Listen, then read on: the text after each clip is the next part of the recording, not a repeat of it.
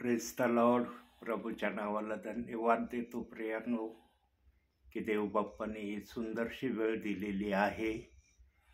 जो विचार वचनाच्या माध्यमातून देव बाप्पाने मला 1 तासापूर्वी दाखवला, त्या विचाराला आज मी वचनाच्या माध्यमातून पवित्र आत्म्याच्या मार्गदर्शनाने आपल्यापर्यंत पोहोचवित आहे.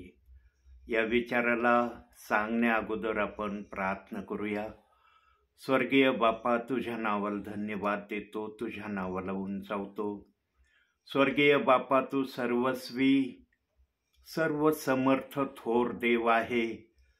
तुझ्या समान कोणी नाही.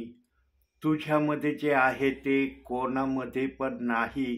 इतका तू प्रभावशाली आणि इतका तू सामर्थ्याने भरलेला आहे, जे आम्ही आमच्या शब्दाने तुझं वर्णन पण करण्यास योग्य नाही. परंतु जे आम्ही अयोग्य माझ्या बापा, ते आम्हाला तू योग्य बनवतोस, यासाठी धन्यवाद. स्वर्गीच्या देवा, तुझी महती, तुझा प्रताप अगणित आहे.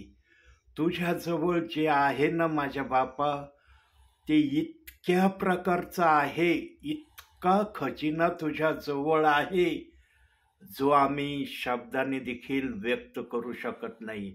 पण तुला ज्या वेळेला जे योग्य वाटतं ते तू आपल्या सेवकांच्या द्वारे आपल्या प्रियजनांना सांगण्याची नेहमी उतराई करत असलेला आम्हाला दिसतो. स्वर्गीच्या देवा, जो विचार दिलेला आहे त्या विचाराला वचनातून तू प्रगट कर, अशी मी तुला प्रार्थना करतो. आपल्या दासाबरोबर तू आहे, यासाठी धन्यवाद. पवित्र आत्म्या, तुझं स्वागत मी करतो.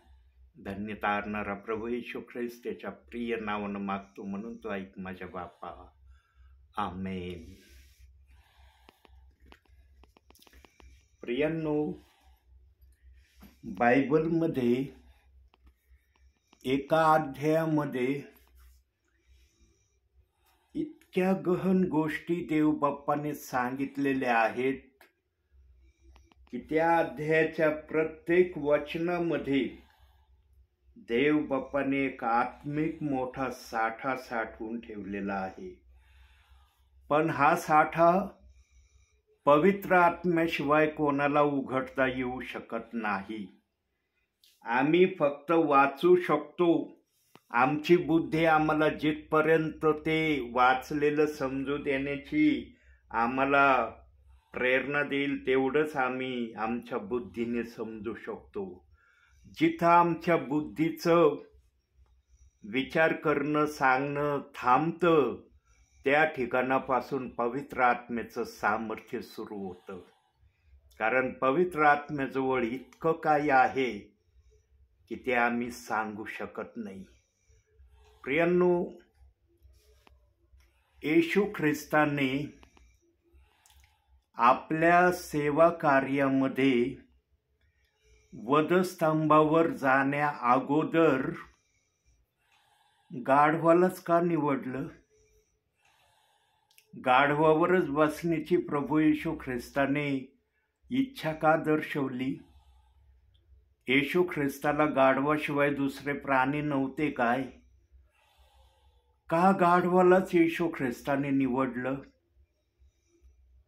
काय असं गाढवामध्ये येशू ख्रिस्ताला दिसलं म्हणून तो शिष्यगणांना म्हणला की तुम्हाला एका ठिकाणी बांधलेलं शिंगरू, गाढवीचं शिंगरू दिसेल, ते आमच्या प्रभूला पाहिजे आहे, असं त्या घरमालकाला म्हणा आणि तो तुम्हाला ते देईल.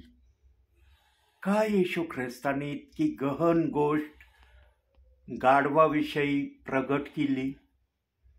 प्रियांनो, गाढवामध्ये काय असतं माहिती का? गाढव हा आहे ना, नेहमी दुसऱ्याचा बचाव करण्याची अपेक्षा करत असतो. गाढव कधी स्वतःचं हित पाहत नाही. सर्वात उत्तम गुण गाढवामध्ये ह्या आहे, गाढव कधीच आपलं स्वतःचं हित पाहत नाही. गाढव दुसऱ्यांना वाचवण्याचा प्रयत्न करतो आणि गणनाच्या 23व्या अध्यायामध्ये गाढवाविषयी त्या ठिकाणी प्रभू परमेश्वराच्या आत्म्याने प्रगटही केलेला आहे. बलाम आपल्या गाढवीला चाबकाने मारित होता. चाबकाचे फटके त्या गाढवीला देत होता आणि तो म्हणत होता, रोज तर तू माझ्याबरोबर अतिशय व्यवस्थितरित्या वागते, व्यवस्थितरित्या सर्व काही करते, पण आज तू असं का वागत आहे? आज तुझ्यामध्ये असं वागण्याची इच्छा का आली? काय तुझ्या मनामध्ये आहे? तू बोलत पण नाही म्हणून मी फटकेने तुला नीट करण्याचा प्रयत्न करीत आहे. प्रियांनो, इतके मार त्या गाढवीने खाल्ला बलामाच्या हाताने, इतका मार खाल्ला गाढवीने त्या बलामाच्या चाबकाचा. प्रभू परमेश्वराला दया आली. प्रभू परमेश्वराचं हृदय कळवळलं प्रियांनो, पण बलामाचा हात मारण्यापासून त्याने आवरला नाही. शेवटी प्रभू परमेश्वराने त्या गाढवीला बोलण्याची वाचा दिली आणि ती गाढवी बोलली बलामाला, अरे बलामा, पुढं बघ, तुझ्यासाठी मारण्यासाठी कोण उभे आहेत, त्यांच्यापर्यंत तू जाऊ नये म्हणून मी अशी वागते. तुझा बचाव करणं हे माझं ध्येय मी ठेवलंय, कारण तू माझा प्रतिफळ चांगला करतोस. मला तू उत्तमातलं उत्तम खाऊ घालतोस, माझी देखरेख तू व्यवस्थित करतो. म्हणून मला पण जे संकट दिसत आहे तुझ्यावर येण्याचं, त्या संकटाला सामोरं जाण्याची मी तयारी करते, तुला जाऊ देत नाही. प्रियांनो, मुक्या प्राण्याने बलामाचा प्राण वाचवला. मुक्या प्राण्याने बलामाचा प्राण वाचवला. जेव्हा गाढवीने बोलायला सुरुवात केली प्रभू परमेश्वराच्या प्रेरणेने, तेव्हा गाढवी देखील म्हणली, मी इतक्या दिवस तुझ्या बरोबर कधी वाईटरित्या वागले नाही, आजच मी असं का वागत आहे हे तुला समजलं असतं ना, तर तू मला चाबकाचे फटके मारले नसते. मला कितीतरी जवळ घेऊन मला तू माझ्यावर ममता प्रेम प्रगट केलं असतं. मला तू निरनिराळ्या प्रकारे माझा सन्मान केला असता, पण तुला ती भाषा कळलीच नाही. ते माझं वागणं असं तुझ्या लक्षात आलंच नाही. मी फक्त तुझा प्राण वाचवण्याचा प्रयत्न करत होते, पण तू मला फटके मारण्यापासून स्वतःला आवरीत नव्हता. प्रियांनो, इतक्या काही गहन गोष्टी पवित्र आत्म्याच्या मनामध्ये आहेत ना, तो बोलायला लागल्यावर बोलल्याशिवाय राहत नाही. त्याला जेवढं आवश्यक आहे ना तेवढं तो सांगितल्याशिवाय राहत नाही. मुक्या प्राण्याला त्याने बोलण्याची वाचा का दिली?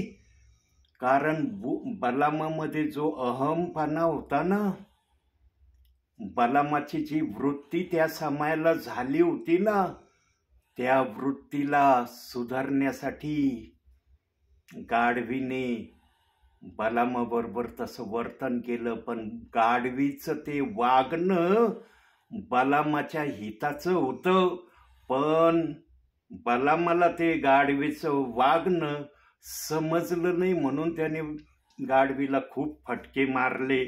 शेवटी देवाने गाढवीला बोलण्यासाठी वाचा दिली.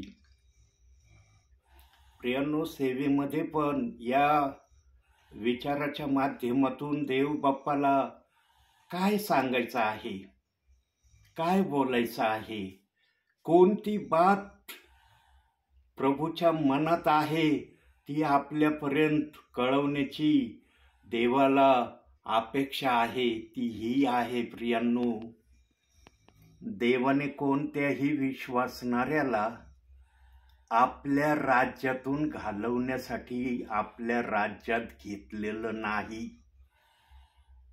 देवाचा शब्द आर या पार. देव बाप मिळमिळीत आणि चिळचिळीत कधी बोलणारा नाही.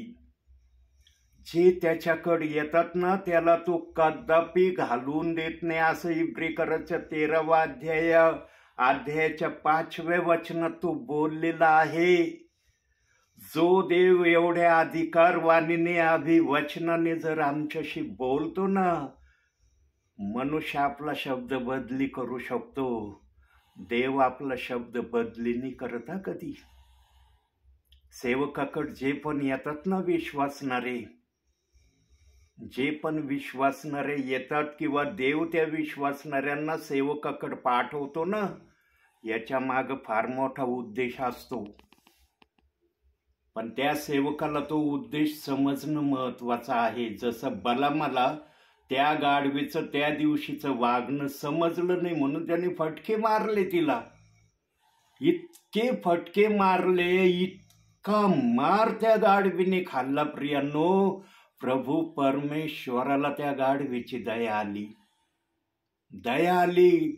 आणि प्रभू मनात म्हटलं असं, जर मी या गाढवीला वाचवलं नाही तर कदाचित बला माझ्या गाढवीला मारू खलास करून टाकीन. म्हणून त्या गाढवीला बोलण्याची वाचा दिली प्रभू परमेश्वराने. आणि जेव्हा गाढवीने बोलली ना बलामाबरोबर, तेव्हा बलामाला समजलं, अरे गाढवी जी माझ्यावर प्रेम करणारी आहे, माझ्या संगती राहणारी आहे, तिचं हे वागणं माझ्या किती हिताचं होतं.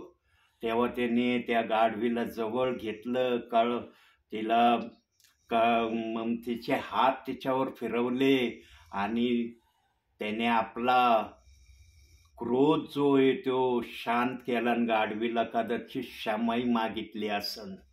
बायबलमध्ये लिहिलेलं नाही, पण देव बाप्पाच्या आत्म्याने बलामाला अनुताप करण्याची वृत्ती दिली. कारण त्या 23व्या अध्यायाच्या बघा 19 पासून खाली वचन बघा, काय वचनामध्ये सांगितलेलं आहे. 19 वचनापासून ते जवळपास 22 वचनापर्यंत किंवा 16 वचनापासून जर वाचलं, 16 पासून 22 पर्यंत, तर तुम्हाला दिसेल त्या ठिकाणी काय घडलं आणि काय होत होतं.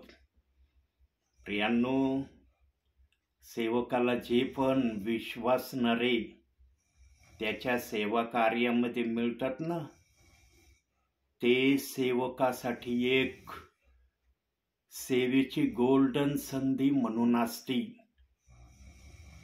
गोल्डन संधी असती. बघा, मत्तेचा 6वा अध्याय 19 पासून 21 वचन आणि मत्तेचा 6वाच अध्याय 33वं वचन, या 2 वचनांमध्ये फार मोठ्या 2 गोष्टी देव बाप्पाने प्रगट केलेल्या आहेत. प्रियांनो, आपल्याला कोणती धनसंपत्ती साठवायची आहे? कोणत्या धनसंपत्तीला साठवण्यासाठी देव बाप्पाने आम्हाला सांगितलेलं आहे? कोणत्या धनसंपत्तीच्या मागे आम्ही लागणं गरजेचं आहे? मत्ते 6वा अध्याय 19 ते 21 वचन ज्याला समजतील ना प्रियांनो, त्याला प्रभूची सेवा कशी करायची ना याचा अर्थ समजन. ज्याला मत्ते 6वा अध्याय 19 ते 21 वचनाचा अर्थ समजणार नाही ना, मग तो कशी सेवा करील ना, ती त्याच्या सेवेतून विश्वासणाऱ्याला दिसणार पण आहे. प्रियांनो, ज्याला देव बाप्पाने आत्मिक धन साठवण्याची फुल परवानगी दिलेली आहे ना, तो सेवक कोणत्याही विश्वासणाऱ्याचा आपल्या सेवा कार्यामध्ये कधी द्वेष करत नाही. सेवकाला विश्वासणारे देवबाप कशासाठी देतो माहिती का? रंजले गांजलेले सर्व सेवकाकडेच का येतात माहितीये का? कारण त्यांना देव बाप्पाची इच्छा असते की सेवकाच्या द्वारे आत्म्याच्या प्रेरणेने नीट करणं. सेवक आपल्या सामर्थ्याने कोणाला नीट करू शकत नाही. सेवक आपल्या सामर्थ्याने चिन्ह चमत्कारही करू शकत नाही. सेवक आपल्या कृतीने कोणतीच गोष्ट करण्यामध्ये योग्य नाही. जे काही करणं आहे ते पवित्र आत्मा करू शकतो. पवित्र आत्मा तुमच्या जवळ आहे ना, तर सर्वात मोठी धनसंपत्ती तुमच्या जवळ आहे. पण पवित्र आत्मा तुमच्या जवळ नाही ना, तर तुमच्या जवळ काहीच नाहीये. म्हणून इफिसकराच्या 4थ्या अध्यायाच्या 30व्या वचनात सांगितलंय, पवित्र आत्म्याला खिन्न करू नका. ही एक भाषा जर कळली ना सेवकाला, विश्वासणाऱ्याला, तर कोणीही पवित्र आत्म्याला खिन्न करण्याच्या गोष्टी करण्याचा विचारच करणार नाही, तर ते करणं फार लांबचं राहील प्रियांनो. पण काही गोष्टी समजत नाही प्रियांनो. काही जण असे असतात, बोलून दाखवित नाहीत पण करून दाखवण्याची क्षमता ते व्यक्त करतात. पण काही जण बोलत नाही, काही जण बोलतात पण ते करून दाखवित नाही. बघा बोलण्याची परिभाषा पवित्र आत्म्याची. काही जण बोलतात पण करून दाखवत नाही. काही जण बोलतात मी हे करीन ते करीन, पण ते करण्याची कुवत त्यांच्यामध्ये नसती. प्रियांनो, पवित्र आत्मा कधी बोलतही नाही, तो फक्त कृती करणारा असतो. येशू ख्रिस्ताने गाढवीलाच का निवडलं माहितीये? गाढवामध्ये सर्वात उत्तम गुण काय माहिती का? गाढव हा नम्र असतो. नम्रता आहे त्याच्यामध्ये. त्याच्या नाव जर काढलं तर आपल्याला हसायला येतं. निरनिराळ्या गाढवाविषयीच्या निरनिराळ्या चांगल्या भावना आमच्या मनामध्ये येतच नाहीत गाढवाविषयी. जे काही येतं ना ते सगळं विरुद्ध अर्थाचे शब्द आम्ही गाढवाविषयी आमच्या मनात आणण्याचा प्रयत्न करतो. म्हणून येशू ख्रिस्ताने गाढवावर बसूनच आपला अंतिम क्रूसावर जाण्याचा प्रवास बायबलमध्ये दिलाय ना, सांगितलंय ना. प्रियांनो, गाढवासारखा नम्र आणि गाढवासारखा उत्तम प्राणी कोणताच नाहीये. बलामाचा प्राण वाचवला गाढवीने, दिलंय ना गणनाच्या 23व्या अध्यायामध्ये. वाचा त्या अध्यायाला ध्यान देऊन. अशा काही गहन गोष्टी प्रियांनो बायबलमध्ये पवित्र आत्म्याने ठेवलेल्या आहेत ना. मी असं नाही म्हणत की या 2च अध्यायामध्ये गहन गोष्टी आणि बाकीच्या मध्ये काही नाही. पवित्र आत्म्याला जिथं जे योग्य वाटल ना आपल्या विश्वासणाऱ्याला, सेवकाला सुधरवण्यासाठी, तशा अध्याय आणि तसे वचन बायबलमध्ये देवाच्या आत्म्याने ठेवलेत. पवित्र आत्म्याची एकच इच्छा आहे. काय इच्छा आहे पवित्र आत्म्याची? माझं वचन जे तुमच्या हितासाठी मी लिहिलंय ते हित तुम्ही साधून घ्यावं. आणि जो हित साधून घेण्याच्या प्रक्रियेमध्ये राहतो ना, तो कधी कोणाचा द्वेष करण्याच्या भावनेमध्ये कधीच जात नाही. त्याला द्वेष करण्याची पवित्र आत्मा कधी प्रेरणाच देत नाही. प्रियांनो, आमच्या येशू ख्रिस्ताने आम्हाला घालवून दिलेलं नाही. आम्ही वेशी बाहेरचे होतो, टाकाऊ होतो, आमची पात्रता योग्यता नव्हती देवाचं नाव घेण्याची. आम्ही त्याचं स्मरण करणं देखील आमच्या नजरेतून पाहिलं तर योग्य नव्हतं. पण देव बाप्पाने आज आम्हाला कोणत्या स्थानावर आणून ठेवलंय. किती आदर सन्मान देवबाप आमचा करतोय. आणि जो देवबाप आमचा आदर सन्मान करतो तो देवबाप आपल्या लोकांना आपल्या राज्यातून घालवून देईल का? घालवून देईल? पाळक या शब्दाचा अर्थ काय माहिती का? पाळणारा, सांभाळणारा, जोपासना करणारा, त्यांच्या हर प्रॉब्लेमीमध्ये त्यांना योग्य दिशा दाखवणारा. जेवढे पण पवित्र आत्मा शब्द उच्चारेल ना तेवढे शब्द पाळकासाठी योग्य आहेत. जो पाळणारा, सांभाळणारा, त्यांच्या इच्छा पूर्ण करणारा, हे जे त्याचे प्रमुख कार्य आहेत पाळकाचे, त्या पाळकाला देवबाप हे म्हणाल का की कोणाला तू तुझ्या सेवेमधून काढून टाक? प्रियांनो, आमच्या सेवेमध्ये ना देव बाप्पाने आडखळण ठेवलेलंच नाही. सांगा, आत्मिक धन जमा करण्यामध्ये आडखळण नाही का? प्रभू म्हणतो चोरी येऊ शकत नाही, तिथं चोरी करू शकत नाही. जिथं तुमचं धन आहे तिथं तुमचं मन लागन. प्रियांनो, आम्हाला शारीरिक धन साठवण्याची देव बाप्पाने ना बायबलमध्ये कुठंच परवानगी दिलेली नाही. फक्त आत्मिक धन साठवण्याची आम्हाला जेवढं तुम्हाला आत्मिक धन जमा करता येईल तेवढं करण्याचा अधिकार आम्हाला दिलाय. पण आज काही जण आत्मिक धनापेक्षा शारीरिक धनाला जास्त महत्व देतात. आणि जे शारीरिक धनाला महत्व देतात ना प्रियांनो, त्यांचा सेवा कार्य फार काळ देवबाप चालू देत नाही. देवबाप मनाचा मालक आहे, मनाचा राजा आहे. तो जर सेवक बनवू शकतो ना तर तो सेवकाला खाली पण आणू शकतो.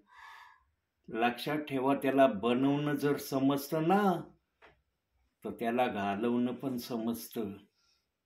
नुसतं बनवायची प्रक्रिया नाही त्याच्याजवळ. म्हणून बघा, जुन्या करारामध्ये किती राजे होऊन गेले, एकच राजा राहिला का? दाखवा बायबलमध्ये. अहो, 1 वर्षापर्यंतचा कार्यकाल करण्यापर्यंत राजा बनवलं. जुन्या करारामध्ये राजांना देव बाप्पाच्या आत्म्याने 1 वर्षाचं राज्य करण्यापर्यंत, 1 वर्षापासून ते 40 वर्षापर्यंत राज्य करण्याचा अधिकार राजांना देण्यात आला. पण एकाही राजाला ठामपणे प्रभूच्या राज्यामध्ये सर्व काळ टिकता आलं नाही.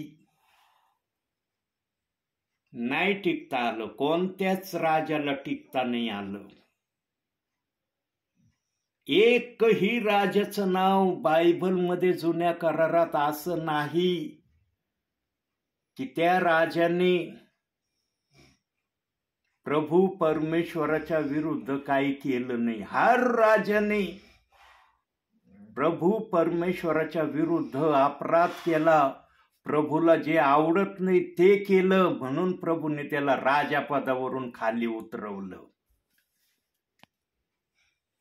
देवबाप जर राजाला राजापदावरून खाली उतरवू शकतो तर सेवकाला पण तो करू शकतो. असं सेवक तोपर्यंत सेवक आहे जोपर्यंत त्याच्यामध्ये पवित्र आत्मा कार्य करतोय, पवित्र आत्मा त्याला चालवितोय. त्याच्यातून पवित्र आत्मा गेला ना, आपोआप त्या सेवकाचं पितळ कालांतराने उघडं होत चालतं आणि सेवा त्याच्याजवळ राहत नाही. प्रियांनो, मला मागच्या संदेशामध्ये एक सांगायचं होतं. मी ते कोड्यामध्ये ठेवलं, परंतु आज सांगतो, कारण वेळ काळ समय तसा आलाय म्हणून सांगतो. कारण प्रत्येक गोष्टीचा समय आहे असं उपदेशकाच्या 3ऱ्या अध्यायात सांगितलंय. प्रत्येक गोष्ट सांगायचा वेळ आहे आणि पवित्र आत्म्याला ती वेळ आणि काळ समजतो. आम्हाला नाही समजत, पवित्र आत्म्याला समजतो. कोणत्याही सेवकाच्या सेवेमध्ये कोणत्याही सेवकाने जर दखलंदाजी केली ना, लक्षात घ्या, कोणत्याही सेवकाच्या सेवेमध्ये कोणत्याही सेवकाने दखलंदाजी केली ना, ते त्या सेवकाला जरी कळलं नाही ना, प्रभूला मात्र कळतं. कारण प्रभूने जर सेवकाला पूर्ण अधिकाराने सेवक बनवले ना, तर त्या सेवकाची सेवा कशी प्रभूला सांभाळायची ना, ते सेवकाला जरी कळत नसलं ना, प्रभूला मात्र कळतं. पण प्रभूने याच्यामध्ये एक शिथिलता ठेवलेली आहे. शिथिलता काय शिथिलता ठेवलेली आहे? आणि ही शिथिलता आज बहुसंख्य सेवकांना समजत नाही. आणि त्या शिथिलतेला धरून सेवक द्वेषाची भावना बोलण्यातून कृतीतून व्यक्त करतात आणि ते सेवकालाच कळतं. सेवक कोणत्या सेवकाबरोबर कसा वागतो ना, हे सेवकापेक्षा अधिक कोणाला समजवू शकत नाही. शिथिलता काय ठेवलेली माहिती का प्रभूंनी? माझ्या विश्वासणाऱ्यांना निरनिराळ्या सेवकांच्या द्वारे आत्मिक मानना मला खाऊ घालायचा आहे. म्हणून आज एक सेवक दुसऱ्या सेवकाच्या सेवकाईमध्ये जातो, विश्वासणाऱ्यांना वचन सांगतो. ही देवाची परवानगी आहे. हे सेवकाने ठरवलेली गोष्ट नाही, ही देवाची मान्यता आहे. म्हणून वचनात सांगितलंय, मार्क 16:15 मध्ये सांगितलं, जा संपूर्ण सृष्टीला सुवार्ता सांगा. ही एक भाषा समजत नाही. आज एखाद्या पाळकाच्या सेवेमध्ये एखादा पाळक गेला ना, त्या पाळकाला विश्वासणाऱ्याचा एवढा राग येत नाही, पण जो सेवक त्या परिवारात जाईल ना, त्या पाळकाचा त्या सेवकाला भयंकर राग येतो. आणि तो कधी ना कधी त्या सेवकाला भेटण्याची इच्छा प्रगट करतो. कशासाठी? का भेटण्याची इच्छा करतो? पुन्हा माझ्या त्या विश्वासणाऱ्याच्या इथं तुम्ही प्रार्थनेला जाऊ नका हे सांगण्यासाठी. हे शब्द बोलण्यासाठी तो प्रतीक्षा करतो त्या सेवकाची. आणि माझ्या सेवा कार्यामध्ये या गोष्टी खूप झाल्यात माझ्याबरोबर. इतक्या झाल्यात ना की मी सांगू शकत नाही. मी अंदाजे आकडा पण सांगू शकत नाही. इतके माझा विरोध झाला. ट्रिनिटीच्या सेवेमध्ये असताना झाला आणि प्रेषितांची कृत्य 2रा अध्याय 38व्या वचनात आल्यावर तर मग तर जागाच राहिली नाही माझा विरोध व्हायला. आणि तो विरोध आजही चाललाय, तो थांबला नाही अजूनही. पण आता थोडीशी देवबाप्पांनी त्याच्यामध्ये शिथिलता आणलेली.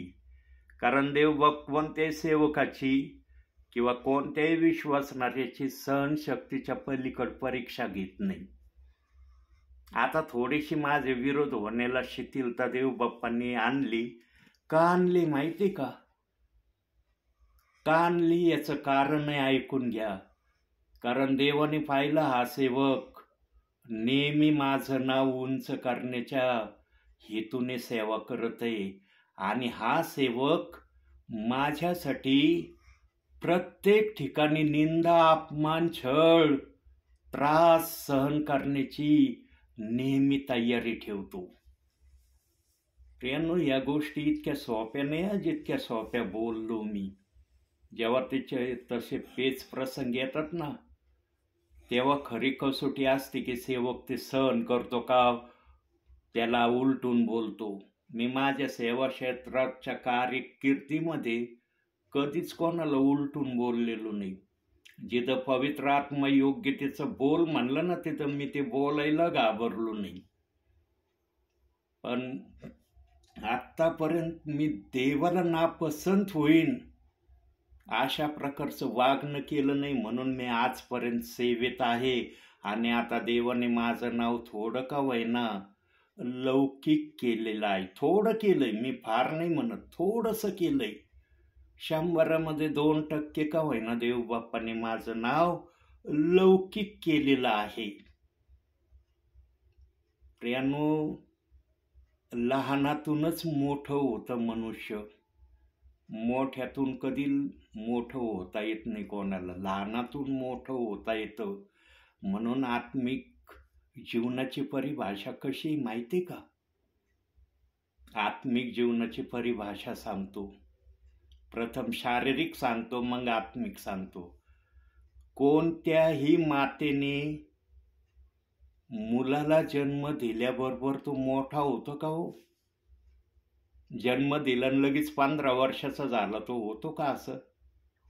सांगा, कोणत्या मातेला मुलगा झालाय आणि तो मुलगा जन्मला लगेच 15 वर्षाचा झाला, होता असं कधी? त्याला वेळ काळ घ्यावा लागतो. तो 15 वर्षाचा होणार आहे. त्याच्या नावावर 15 वर्षाचं होणं लिहिलेलं आहे. पण तो तिथपर्यंत आला तर त्याच्या नावावर 15 वर्षाचं होणं आहे. तो तिथपर्यंत नाही आला तर नाही त्याच्या नावावर 15 वर्षाचं होणं.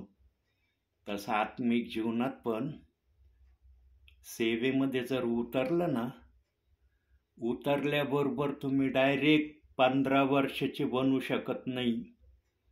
तुम्हाला पण त्याच्यासाठी वेळ बघावा लागेल, वाट पाहावी लागेल. तुम्ही बनणार आहात 15 वर्षाचे सेवक, पण त्याच्यासाठी वेळ घ्यावा लागणार आहे तुम्हाला. ताबडतोब तुम्ही 15 वर्षाचे होऊ शकत नाही. किंवा 37 वर्षाची सेवा तुम्हाला सेवेत उतरल्याबरोबर तुम्ही 37 वर्षाची सेवा केली असं तुम्ही म्हणू शकत नाही.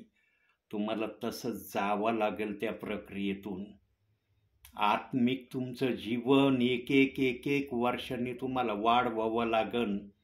खालीहून वर जाता येतं, वरून वर नाही करता येत काही. खालीहून वर जाण्याची परवानगी देव बाप्पांनी दिली. वरून आहे ना, फक्त खाली येण्याची परवानगी. बघा देव कसं बोलतोय. खालीहून वर जाण्याची मान्यता आहे. तो खालीहून वर किती उंच जाऊ शकतो, पण एखादा वरून नीट खाली येणार आहे. वरून त्या वर जाणाऱ्याला वर जाण्याची मुभा नाहीये, त्याला वरून खालीच यावं लागतं. यातून देवाला काय सांगायचं माहिती का? देव या वाक्यातून काय बोलण्याची अपेक्षा करतो माहिती? जो सेवेमध्ये देवाच्या सांगण्याप्रमाणे बोलत नाही, देवाच्या सांगण्याप्रमाणे चालत नाही, देवाच्या सांगण्याप्रमाणे वागत नाही, तो किती वर गेलेला असला ना, देव बाप त्याला खाली आणतो. चल, खालचा रस्ता तू धरलास, आता तू वरचा रस्ता जाण्याचा थांबवलेला आहे, चल आता खाली. पण जो खालीहून वर जाण्याच्या प्रक्रियेत असतो ना, तो नेहमी देवाला उंच करण्याची त्याची सर्वात मोठी इच्छा असते. दुसरी इच्छा, देवाच्या राज्यामध्ये विश्वासणारं आणणं हे त्याचं ध्येय असतं.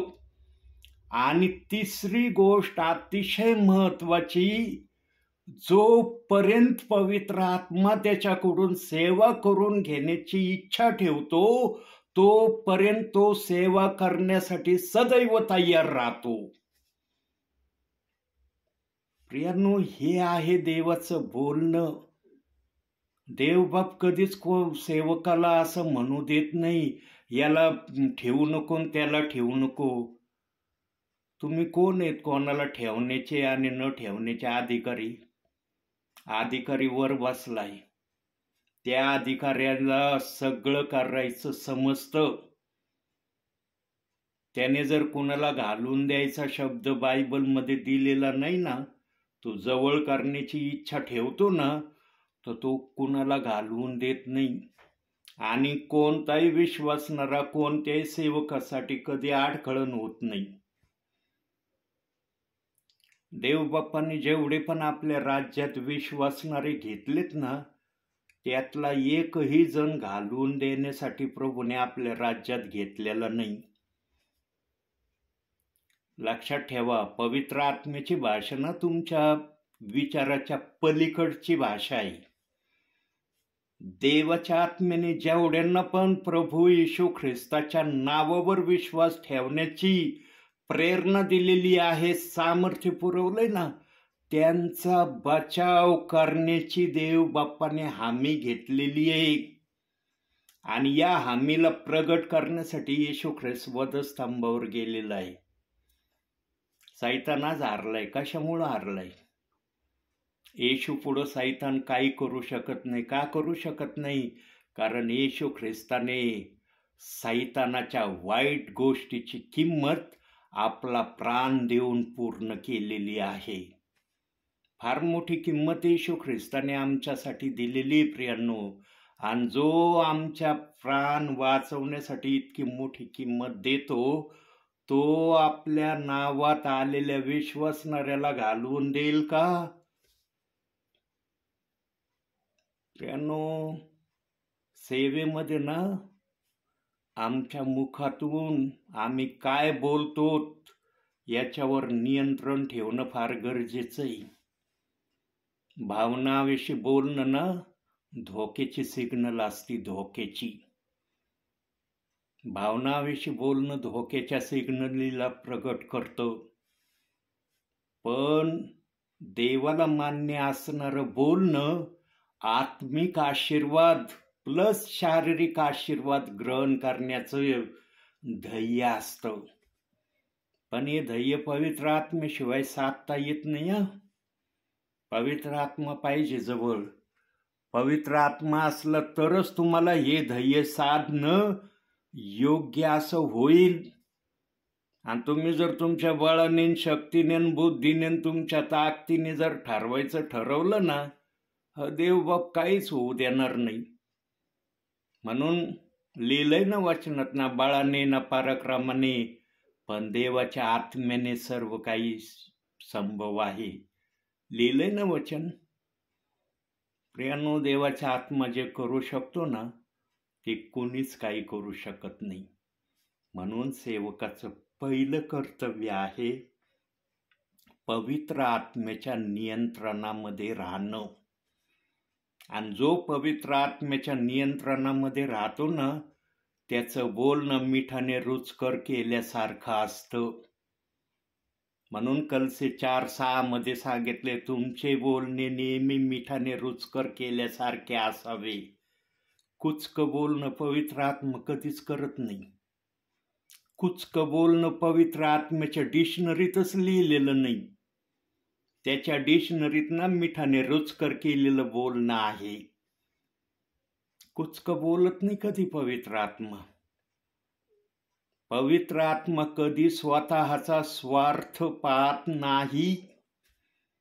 पवित्र आत्मा दुसऱ्याचं हित पाहतो. आणि जो दुसऱ्याचं हित पाहतो ना, तो कधी दुसऱ्याला घालून देण्याची भाषाच बोलत नाही. प्रियांनो, माझ्याबरोबर देवाचा आत्मा बोलतो ना, याला मी स्वतः साक्षीदार आहे. आणि हे देव माझ्याबरोबर बोलतो ना, ते जे तुम्ही ऐकणार आहात ना, आता जे ऐकलंय किंवा यापुढं जे काय ऐकणार आहे, त्या गोष्टीचे साक्षीदार आहे की देवाचा आत्मा मला चालवितो, माझ्याबरोबर बोलतो. प्रियांनो, आम्हाला देवाच्या राज्यामध्ये विश्वासणारे वाढवण्याचा अधिकार दिलेला आहे. कोणता अधिकार दिलाय?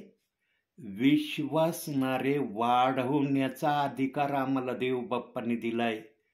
देवबाप्पाने आम्हाला विश्वासणारे देवाच्या राज्यातून कमी करण्याचा अधिकार दिलेला नाही. मुळीच हा अधिकार सेवकाला प्रभूने प्रदान केलेला नाही. म्हणून बोलताना आम्ही काय बोलतो, कसं बोलतो, ते बोलल्यावर ऐकणाऱ्यांच्या मनावर त्या शब्दाचा काय परिणाम होईल हे विचारपूर्वक बोलणं ना फक्त पवित्र आत्म्याला समजतं. पवित्र आत्म्याच्या गोष्टीला समजू शकतो. म्हणून संदेश हा पवित्र आत्म्याने सांगितलंय वचनात, मनुष्याच्या इच्छेने कधी संदेश आलेला नाही. पवित्र आत्म्यातूनच संदेश येतो. आणि जो पवित्र आत्म्यातून संदेश येतो ना तो ऐकणाऱ्यांसाठी आशीर्वादाचा ठेवा असतो. म्हणून बघा काही जण म्हणतात आजचा संदेश मला खूप आशीर्वादित झाला. का झाला माहिती का? कारण त्याने ध्यान देऊन ऐकला आणि पवित्र आत्माच बोलत होता याची त्याला खात्री झाली. म्हणून तो म्हणतो मला आज खूप आशीर्वाद मिळाले. विश्वासणारे ना हर विश्वासणारे असं म्हणलं पाहिजे. हर विश्वासणारा म्हटलं पाहिजे. एकही नाही म्हटलं पाहिजे की आजच्या संदेशातून मला आशीर्वाद नाही मिळाला.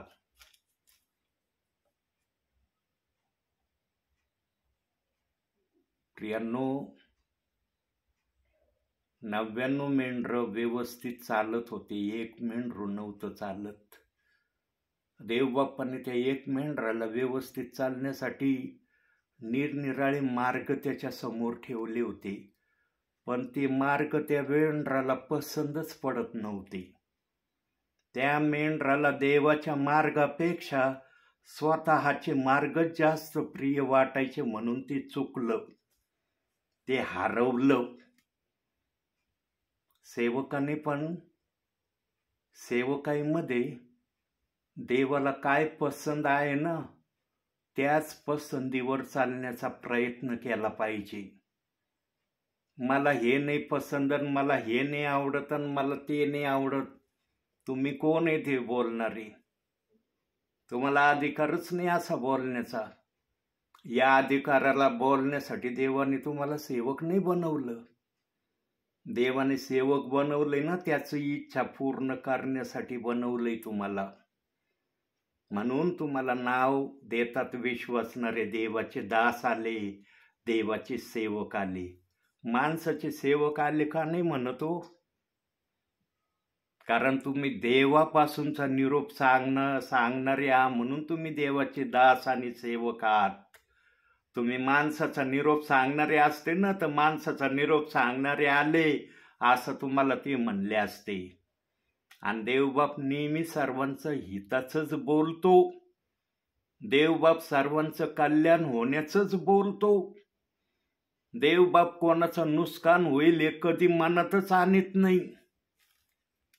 आणि टाकून देण्याची घालून देण्याची भाषा तर देवाच्या डिक्शनरीतच नाहीये. अहो धळ्यापुत्र आला, मोठा मुलगा त्याचा भाऊ, त्यांनी द्वेष केला त्याचा. म्हणला सगळी प्रॉपर्टी उधळून आला तरी माझ्या बापाने त्याला जवळ घेतलं, मोठी मेजवानी केली. त्याच्या मनात आनंद नाही झाला, त्याच्या मनात राग आला. राग का आला? कारण त्याने बापाचं ऐकलं नव्हतं आणि सगळी मालमत्ता उधळून भिकाऱ्याच्या अवस्थेमध्ये बापाकडे आला होता. म्हणून त्या मोठ्या मुलाला त्या लहान्या मुलावर प्रेम राहिलं नाही, त्याने द्वेष केला. पण बापाचं हृदय कसं होतं? अहो मुलगा जड जड पावलांनी येत होता बापाकड, पण बाप पळत गेला त्याच्याकड, मुलगा नाही आला पळत. वचनात दिलंय, लोककृत वर्तमान 15व्या अध्यायामध्ये दिलाय तो दाखला. बाप आहे ना मुलाकड पळत गेला, पण मुलगा ना जड जड जड जड पावलाने बापाकडे येत होता. ध्यान देऊन वाचा तो दाखला. प्रियांनो, बापाचं हृदय ना ममतेचं हृदय आहे, ममतेचं.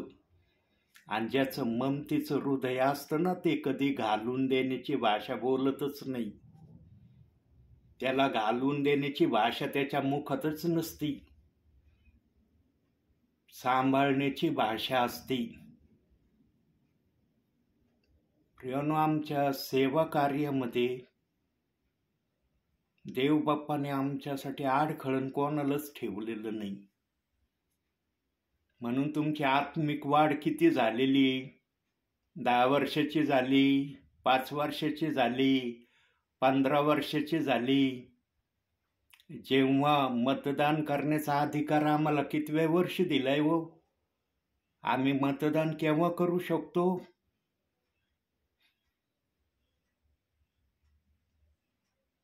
प्रियांनो, ज्याने त्याने समजलं पाहिजे की आम्हाला अधिकार केव्हा प्राप्त होतात कोणत्या गोष्टीचे.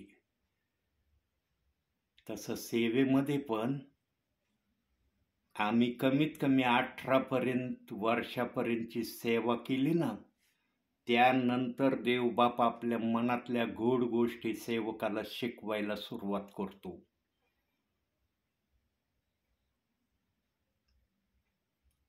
लग्न करण्याची आम्हाला केव्हा परवानगी आहे? केव्हा आम्ही लग्न करू शकतो? 15 वर्षाचा असताना आहे का लग्न करण्याची आम्हाला परवानगी? अहो, जगिक नियम जर आहेत तर आत्मिक नियम आहेत का नाही काही? का आत्मिक नियमाला नियमच नाही असं आहे का आत्मिक नियम? अहो, शारीरिक नियमापेक्षा आत्मिक नियमाला जास्त नियम लागू आहेत. पण हे ज्याला समजेल त्यालाच समजेल, ज्याला नाही समजणार ना मग तो बस काय करतो ते त्याच्या कृतीतून आणि वागण्यातून दिसून येतं. आमची आत्मिक वाढ 18 वर्ष पूर्ण झालेली असली पाहिजे प्रभूच्या सेवेमध्ये. त्यानंतर आम्हाला खरोखर देवबाप त्याच्या सामर्थ्याने, जे त्याच्याजवळ सामर्थ्य आहे ना, त्याच्यातलं थोडं सामर्थ्य तो आम्हाला प्रदान करतो.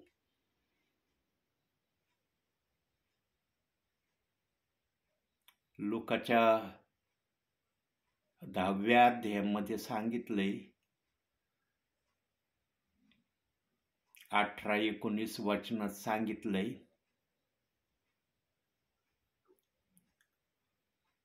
आणि 20व्या वचनातही सांगितलं, भूते तुम्हाला वश होतात याचा तुम्ही आनंद मानू नका, तर तुमची नावे स्वर्गात लिहिली आहे याचा आनंद माना.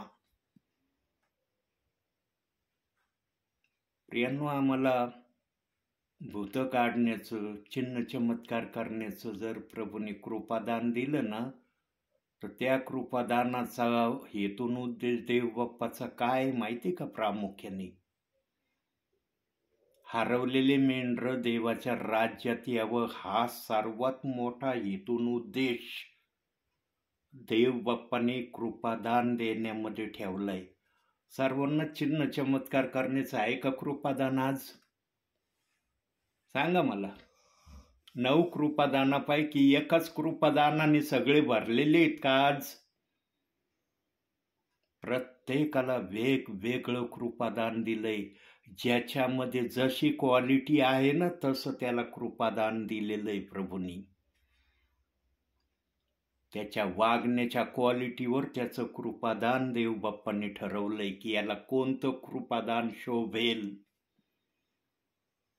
कृपादान देणं पण देवबाप ठरवितो, आम्ही नाही ठरवित.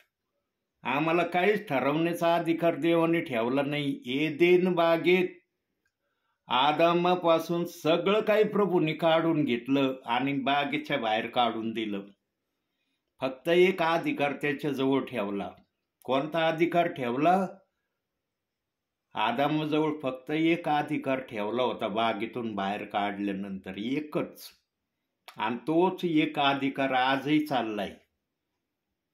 आजही चाललाय, आजच्या समयाला चाललाय, तोच अधिकार चाललाय, दुसरा अधिकार चाललाच नाही. कोणता अधिकार? आदमाला फक्त एक अधिकार दिला होता, काय करायचं काय नाही करायचं हे ठरवण्याचा अधिकार आदमाला देऊन बाहेर काढलं. आज आम्हाला तोच आहे ना, काय करायचं आणि काय नाही करायचं आम्ही ठरवितो ना. कोणत्या सेवकाच्या प्रार्थनेला जायचं, कोणत्या सेवकाच्या प्रार्थनेला नाही जायचं आम्ही ठरवितो ना, आहे ना. सर्वच विश्वासणारे एकाच सेवकाकडे जातात का? निरनिराळ्या सेवकांकडे विश्वासणारे जातात. जिथं चांगलं खायला मिळतं ना, आत्मिक माननाचा खुराक, तिथंच जाण्याचा प्रयत्न मेंढरू नेहमी करतं. आत्मिक मानना चांगला पाहिजे हो. चिन्ह चमत्काराला एवढं व्हॅल्यू नाही दिलं देवाच्या आत्मेने.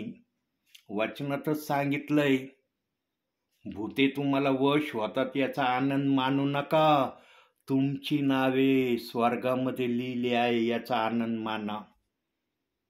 देवबाप आपल्या वचनातून सगळं बोलून चुकलाय आणि विचाराच्या माध्यमातून तो प्रगट करतो. विचाराच्या माध्यमातून जो वचन दाखवितो ना, तो सेवक आत्म्याची भाषा बोलणारा आहे. जो विचाराच्या माध्यमातून वचन दाखवित नाही ना, मग ती आत्म्याची भाषा होऊ शकत नाही, ती बुद्धीची भाषा आहे. आत्मा नेहमी विचारातून वचन दाखवतो. लक्षात ठेवा प्रियांनो ही बात. म्हणून आम्हाला सेवक बनवले ना देवाने, तर लोकांना देवाच्या राज्यात आणण्यासाठी बनवले. कोणाचाही द्वेष करण्याचा आम्हाला अधिकार दिलाच नाही. कुठेच बायबलमध्ये दिलं नाही की सेवकाला विश्वासणाऱ्याचा द्वेष करण्याचा मी अधिकार देतो. हायच नाही वचन. विश्वासणाऱ्याला देवाच्या राज्यामध्ये बलवान करण्याचं, स्थिर करण्याचं, आशीर्वादाने भरण्याचा अधिकार सेवकाला देवबाप्पाने दिलाय. अहो, आमचा देवबाप घालून देत नाही, एकाला घालून दिलं नाही आमच्या देवबाप्पानी.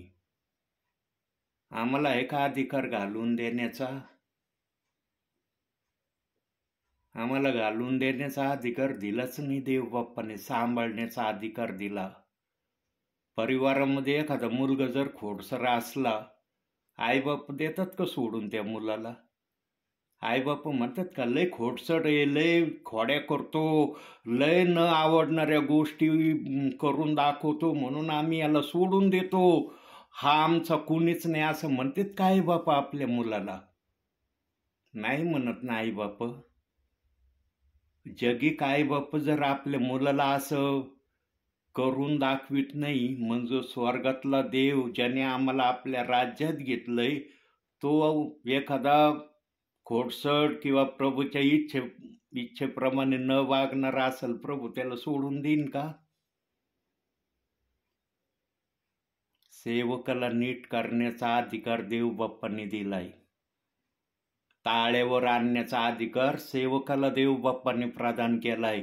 पण त्या सेवकाजवळ ज्ञान असलं पाहिजे. ज्ञान असणं आणि पवित्र आत्म्याचं सामर्थ्य असणं, या दोन गोष्टी जर त्या सेवकाजवळ असल्या ना, कितीही वाईटातला वाईट विश्वासणारा असो हो, एक ना एक दिवशी तो नम्र झाल्याशिवाय राहणार नाही. मग तो जरासं सेवकाच्या विरोधात काय केलं, चाल तू कोण नाहीस माझा, तू माझा आहेच नाही विश्वासणार, आता सोडून दिलं मी तुला. अशा प्रकारचे देवबाप सेवकाला प्रेरणा देतो का सेवेमध्ये सेवा करण्याची? प्रियांनो, सेवक हा फार मोठा बहुमान देवबाप्पाने सेवकाला प्रदान केलाय. पण सेवकाने तो जपून ठेवला पाहिजे. जो सेवक तो सेवकपणाचा ठेवा जपून ठेवत नाही ना, त्याला सेवा पण चांगली करता येत नाही. मग देवाने आमची किंमत फार मोठी मोजली सेवक होण्यासाठी, तेव्हा आम्ही सेवक झालो. म्हणून योहान म्हणला, वरून दिल्याशिवाय खालच्यांना काही भेटू शकत नाही. वरून मान्यता मिळाली पाहिजे, तेव्हा खाली मिळतं. आम्हाला वरून अभिषेक देव बाप्पांनी केलाय, म्हणून इथं आम्ही सेवक आज विश्वासणाऱ्यांसमोर आहोत. प्रियांनो, हा बहुमान देव बाप्पांनी आम्हाला प्रदान केलाय ना, तर याला आम्ही फार काळजीपूर्वक सांभाळणं आमची महत्वाची गरज समजली पाहिजे. आज सेवक म्हणजे काहीच वाटत नाही. फार साधारण शब्द वाटू राहिले काही जणांना सेवक म्हणजे. खुलेआम विश्वासणारे सेवकांचा अपमान करतेत, सेवकांना काही बोलतेत, सेवक प्रार्थनेला आले तर घरात प्रार्थना होऊ देत नाहीत. काही कारण सांगून सेवकाला गेटाच्या बाहेरूनच जा म्हणण्याचे बोलून तर दाखवित नाही की जा म्हणून, पण कारण सांगतात.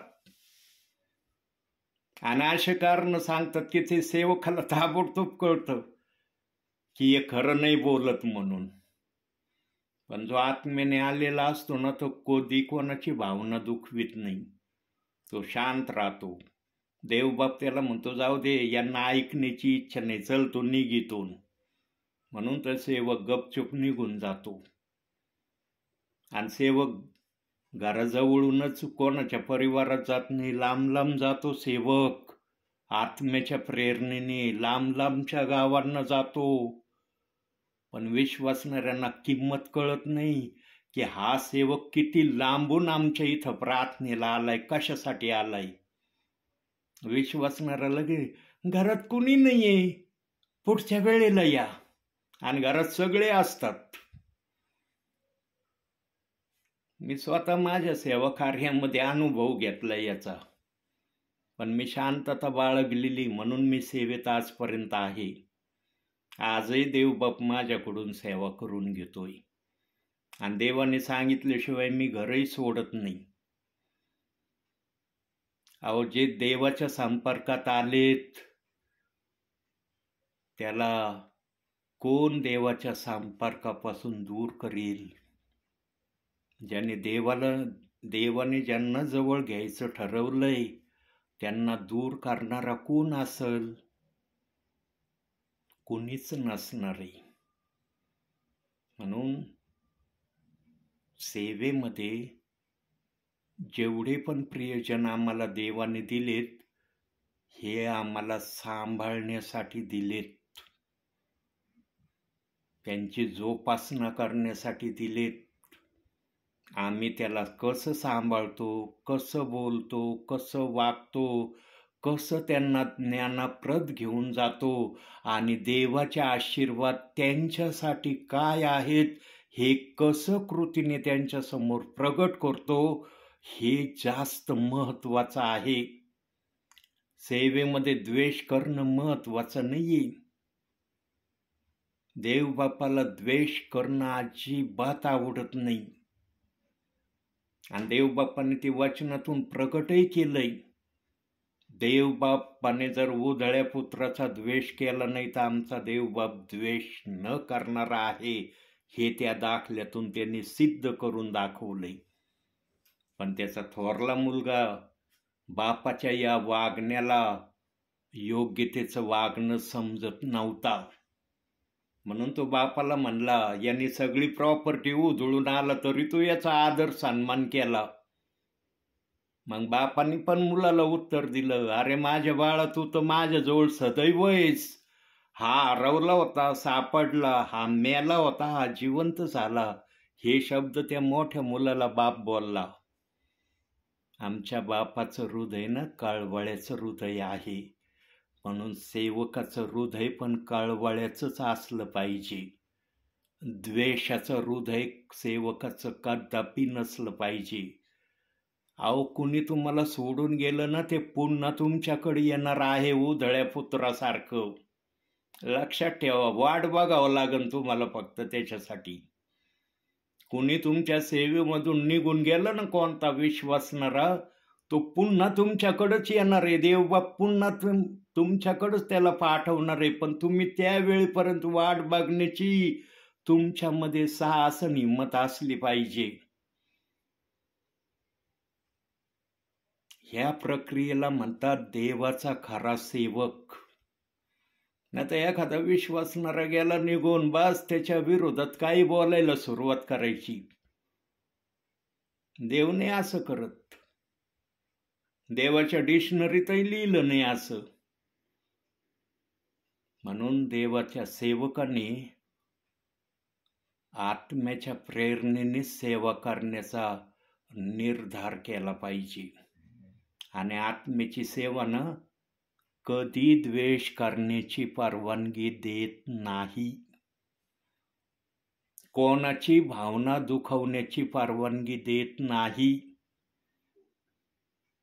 आत्म्याचे लय बोलण्याचे निरनिराळे माध्यम आहे, पण जेवढे आवश्यक पवित्र आत्म्याला वाटतात ना, तेवढे तो माझ्या मुखातून बोलतोय.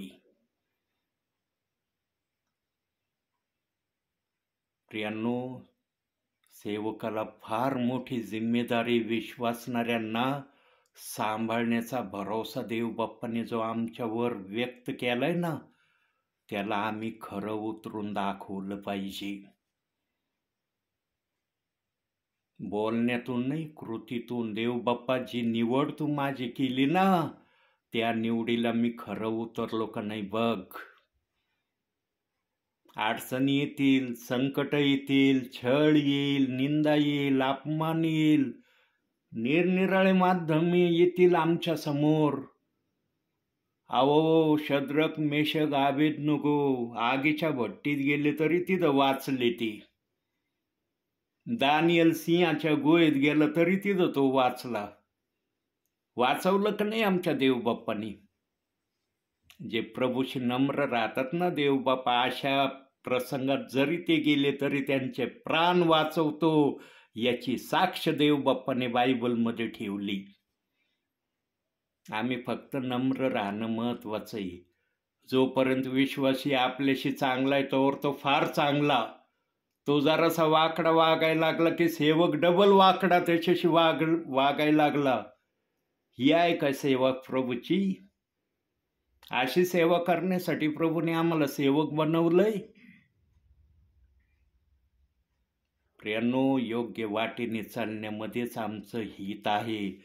म्हणून एक वचन वाचूया आणि या ठिकाणी मी थांबते आता. मत्तयाचा 6वाचा अध्याय आणि 33वं वचन. एवढं एक वचन आपण वाचूया. तिथं काय म्हटलेलं आहे?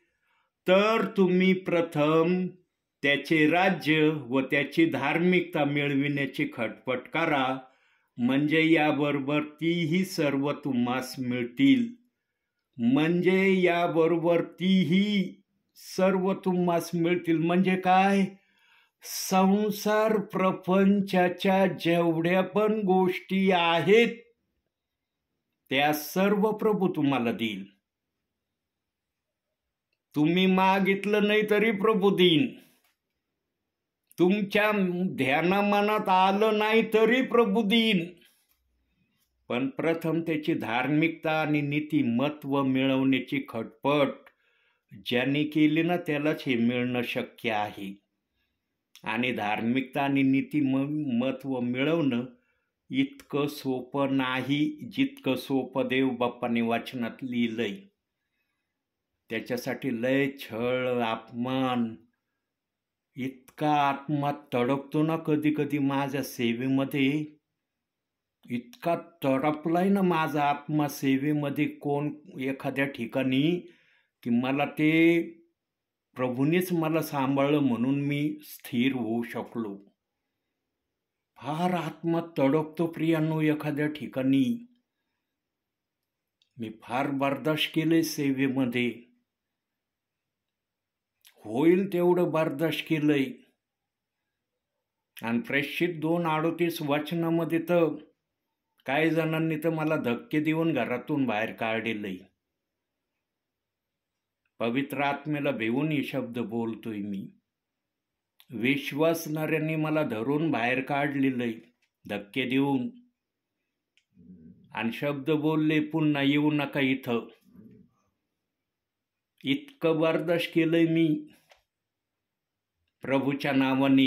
प्रभू साक्षीला आहे, त्यावेळेला तुम्ही नव्हते बघायला की खरंच मला असं करते तर तुम्ही बघतात, पण प्रभूच्या नेत्रांनी पाहिलंय की माझा दास जे बोलतोय ते खरं बोलतोय का खोटं बोलतोय. रस्त्यात अडवून मला सेवा नका करू या वचनाची याविषयी धमक्या दिल्यात काही जणांनी. रस्त्यात अडवून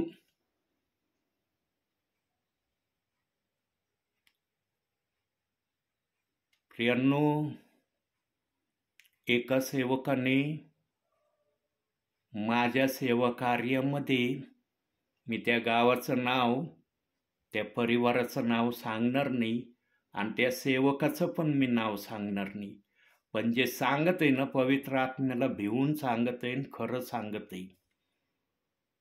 एका सेवकाने माझ्या सेवेमध्ये 6 परिवार प्रभूपासून दूर केले.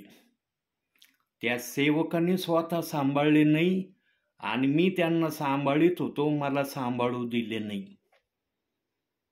आणि मग देवाने काय केलं माहितीये का प्रियांनो? देवाने काय केलं ते ऐका आता. ज्या सेवकाने माझ्या सेवेमध्ये असं केलं ना, तो सेवक आज सेवक नाहीये. किंबहुना तो आज देवावर विश्वास ठेवणारा पण देव बाप्पाने त्याला ठेवलं नाही. एखाद्याच्या सेवेमध्ये दखल अंदाजी करणं साधारण नका समजू तुम्ही.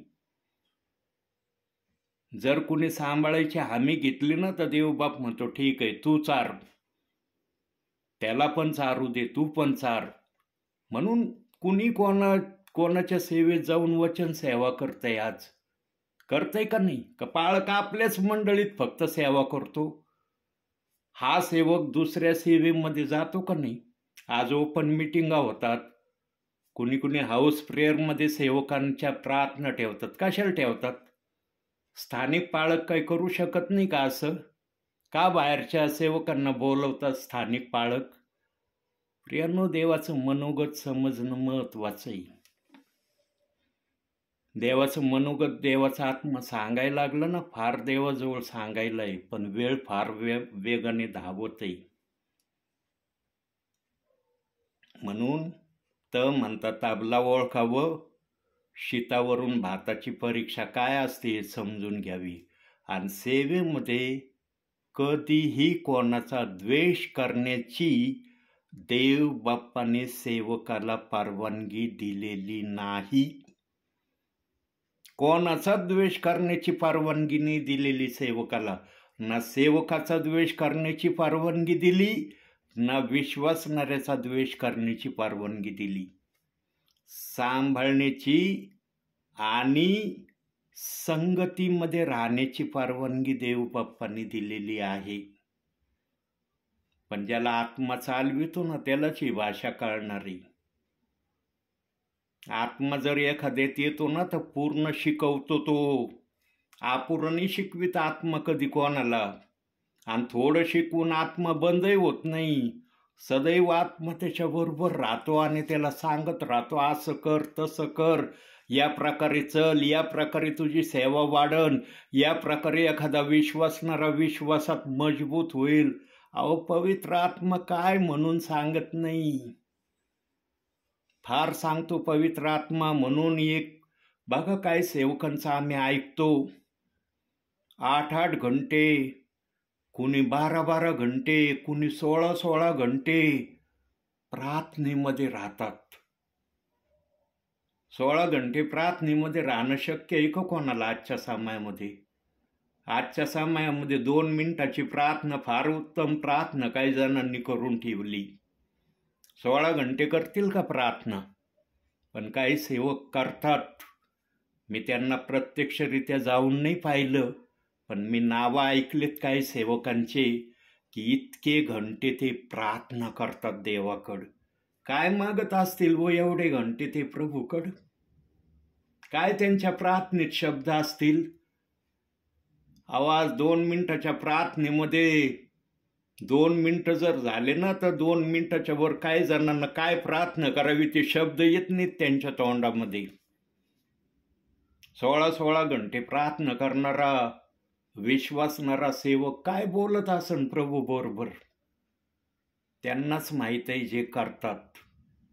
जे ते करत नाही ना, त्यांना माहीत नाही तो काय बोलतो आणि काय प्रभू त्याच्याबरोबर हितगुज करतो. करण्यामध्ये महत्व आहे, ऐकण्यामध्ये नाही. म्हणून प्रभू म्हणला, विश्वास हा क्रिया वाचून निर्जीव आहे. याकोब 2:24 वचन. आम्ही कृती करणारे असावे ही देवबाप्पाची आमच्याकडं अपेक्षा आहे. आणि जो देवबाप अशी अपेक्षा करतो ना, तो देवबाप द्वेषाची किंवा अपमानाची भाषा कधी ऐकण्याच्या इच्छेमध्ये राहत नाही. सगळ्यांना जवळ करणं हे सेवकाचं हित आहे आणि यामध्येच विश्वासणाऱ्याला पण आशीर्वाद आहे, सेवकाला पण आशीर्वाद आहे. म्हणून आजच्या या छोट्याशा संदेशातून देवबाप तुम्हाला आणि मला भरपूर आणि भरपूर आशीर्वाद देऊ. आमेन.